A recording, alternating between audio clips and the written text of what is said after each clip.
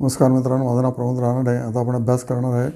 या कंपनीचं नाव आहे NSDL. ओके, म्हणजे CDSL जशी कंपनी ज्याच्यामध्ये रिटेल इन्व्हेस्टरचे स्टॉक्स बसतात, तसे NSDL ही कंपनी की ज्याच्यामध्ये कॉर्पोरेट क्षेत्राचे ज्यांच्या म्हणजे प्रमोटर्सचे शेअर वगैरे कुठे बसतात, डिमॅट शेअर, तर ते NSDLमध्ये असू शकतात. ओके, तर IDBI 15% ओन करते NSDLमध्ये, NSE 15% ओन करते, डॉइच बँक 5% आहे. त्यामुळे प्रमोटर्स सगळे जोरदार मोठे मोठे आहेत. HDFC बँकेचे 60% आहे.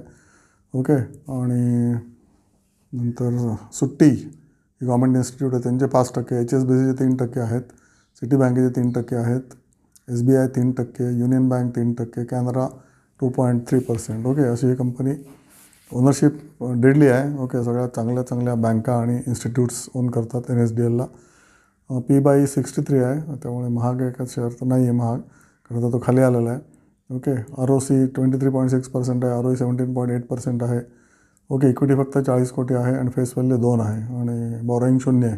ओके, त्या कंपनीचं ॲन्युअल अश्युअर्ड इन्कम असतं. ओके, ॲन्युअल इश्युअर इन्कम असतं, ते नेहमीच त्यांना मिळत राहतं आणि ते वाढतच जातं. ओके, 156 कोटी Q1 पासून ते 191 करोड Q1 26 झालेलं आहे, त्याच्यामुळे हे वाढतच जाणारं इन्कम आहे. त्यानंतर याचा जो ऑपरेटिंग प्रॉफिट मार्जिन आहे तो 47.9% 49.7% झालेला आहे, त्यामुळे प्रॉफिट मार्जिन त्याचा वाढतोच आहे.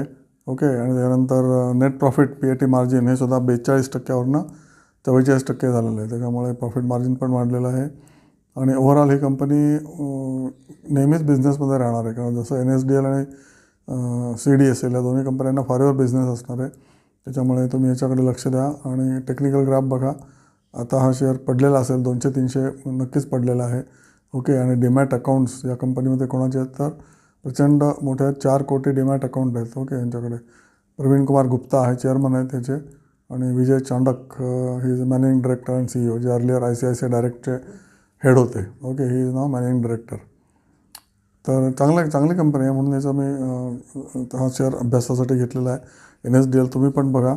ओके, आणि खूपच चांगलं याचे सेल्स 326 कोटी होते 2020ला, ते आता 1420 कोटी झालेले, त्याच्यामुळे सेल्स उत्तम वाढलेले आहेत. आणि PBT सुद्धा 453 करोड झाला आहे, जो ते 355 करोड होता, त्याच्यामुळे PBT पण वाढला आहे आणि सेल्स पण वाढतात आहे. त्यामुळे सेल्स आणि PBT ह्याचा रेशो तुम्ही काढा की कुठले सेल्स जास्त पर्सेंटेज वाढतो आहे का PBT जास्त पर्सेंटेज वाढतो आहे.